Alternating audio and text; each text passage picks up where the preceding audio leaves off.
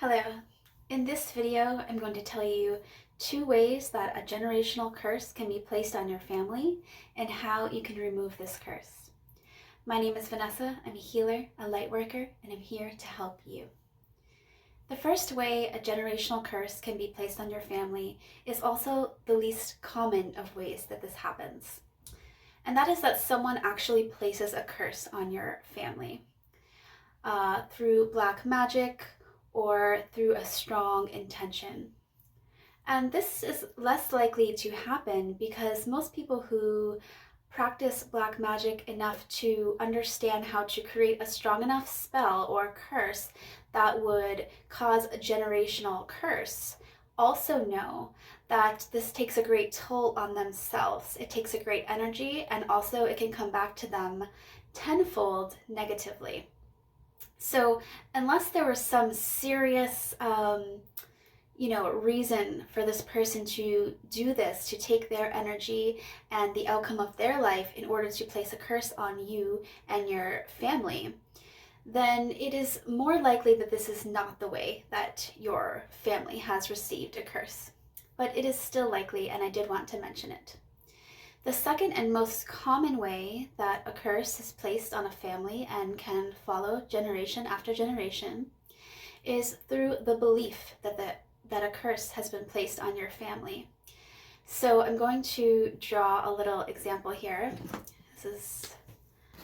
So say your father, this is your father, and he believed in curses, and he said out loud to you, maybe when you were a young child, or to your mother, that he believed that the bad luck, or bad happenings in his life were due to a family curse. So now as a child, and maybe the wife believes that too, the wife hears that. So this is the mother and the father, and they have 3 children who hear this at a young age, and they believe this to be true because it makes sense. And I do want to mention as a side note that many families who are victims in this way of a generational curse through belief are old souls. And they are believing so much about this curse because they are very open-minded. Old souls are open-minded, and they have experienced almost everything, and they have seen almost everything. So things that may seem strange to others often don't seem strange to old souls. So it's very easy for an old soul to hear this, especially at the young age, between the ages of 1 to 7, or in the womb even to 7, to believe something like this. So now you have the mother and the father, and you have the 3 children, and maybe in your family you have some cousins. They also have heard this from family members because this, is spread through words. You will maybe even just mention it one time, and if the person hears this, the family has a curse upon it, and you believe it to be true, it is sealed. Your belief is binding and also spreads. So these are some cousins in your family, and maybe on your father's side, this is also a well-known belief. And so you have some aunts over here. They all believe that the family has been cursed. And what I want you to see is that anytime there is a belief, a thought is energy, belief is an energy, and now the family is all connected in this belief, and the vibration, the energy from these beliefs is very strong because so many people, all these different people are adding to the energy and causing it to be very strong and powerful. And the family unit now, whether subconsciously, because a lot of our beliefs are living in the subconscious, meaning that it isn't something that you every day think about, but if someone were to mention it, you might say to yourself, oh yes, I do believe in the possibility of curses. And as a matter of fact, it's quite likely that my family has a curse upon it. So this family right here has sealed the generational curse and are all contributing to its strong vibration and binding it in its belief.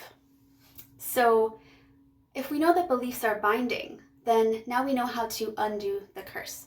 And just as a side note, whether your family has a curse placed on it by a person, someone who's practiced black magic, or whether the more likely way that your family has a generational curse through this belief system, it doesn't matter. The way to get rid of the curse is the same. So it's not important for you to figure out which one it is.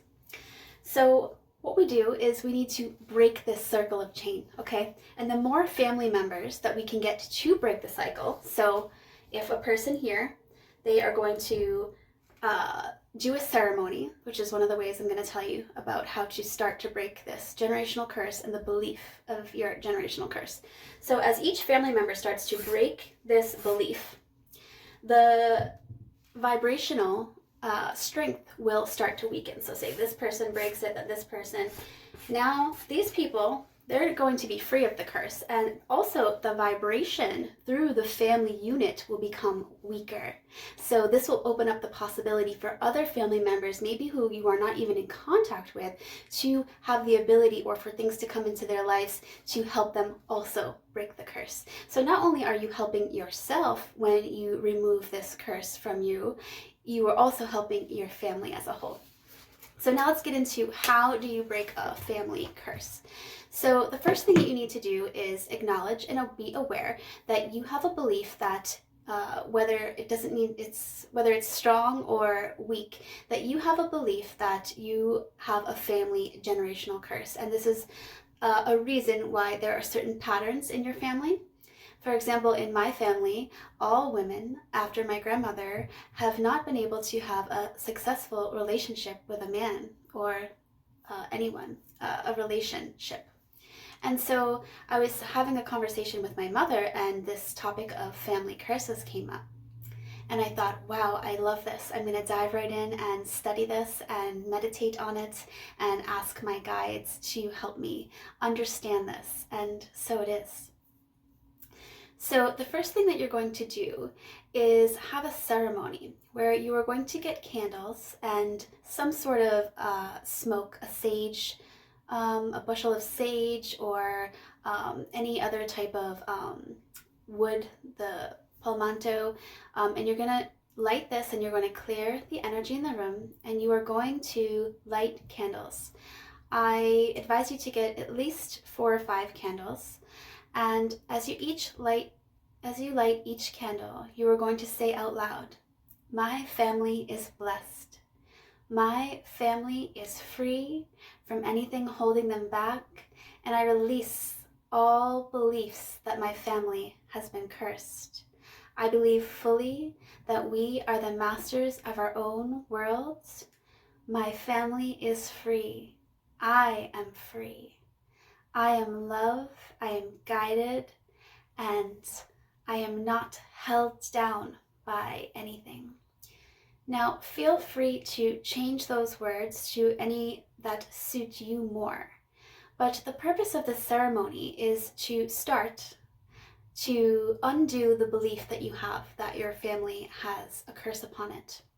Because beliefs are strong, so this one ceremony that you have, while beautiful and freeing, may very well not be enough, because the way that we have strong beliefs is through repetition. So the more thoughts that you have about this family curse, or the more times you have feared a family curse, then the stronger this belief is. So side note, positive thoughts are much more powerful than negative thoughts. So you won't have to counteract it as much as you have negatively impacted it. Does that make sense? So positive thoughts are stronger than negative, just as light is stronger than darkness. And light snuffs out darkness. So you are going to, every day for at least 30 days, you are going to light these candles. And each time you light these candles, and you can add the smoke if you want, you are going to say something that to you feels good regarding this. I am free. My family is free. We are blessed. I can feel the blessings upon my family, and I am grateful for this. And you want to do this every day for at least 30 days, because repetition is a good way and one of the best ways to change a belief. And I am going to also give you a really important gift here from Earl Nightingale's book, The Biggest Secret. He lets us know that before we go to sleep, whatever we are thinking about or doing is what our spirit will then stew in for the remainder of our sleep. And this is the best time to reprogram yourself and reprogram beliefs. So before you go to bed each night for at least 30 days, you are going to do the same thing. You are going to imagine how free you are from this curse, that you are completely free from it. And not only are you free from it, but your entire family is free from it. And this is going to be a really powerful way to do this. So especially right before you go to bed, and also as you start your day. And you want to do this for as long as you feel necessary for yourself personally to change this belief. Because beliefs are binding. If you believe that you yourself are cursed and so is your family, then so it is. Now, curses can actually skip generations. This is something I learned. I didn't know that that was true. I thought that a generational curse would go through the whole family. But so say if you had two grandparents and they absolutely did not believe in the existence of curses or the ability for such a thing to affect them, then they would not be affected. So the origination of this curse could have started before them and just skipped them. And through the power of words and the power of transferring in beliefs from generation to generation about curses itself and about the belief that the family has been cursed, these can pass down to the entire family. And like I said, the more family members that believe this to be true, the stronger that vibration and that belief vibration is, and the more it will affect the family. So the more families that can break this curse by breaking the belief, by changing the belief that they are not cursed, that they are free from this, and in fact, they are free to enjoy all the blessings of the universe. The more family members to achieve this, the easier it will be for other family members to achieve this, and the individual person will be free. As soon as that belief is changed and gone, then you will be free.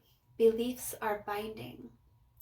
I hope this helped you. I find this to be really personal to me, and I feel really strongly about this information that I've just given you. I feel really strongly and knowing that the information I am giving you is true. And you can also incorporate any other ways you can, whatever you think you can do to break this belief. You don't have to just do the things I suggested, although I think they are a great foundation for you to start with. But change this belief and you will free yourself.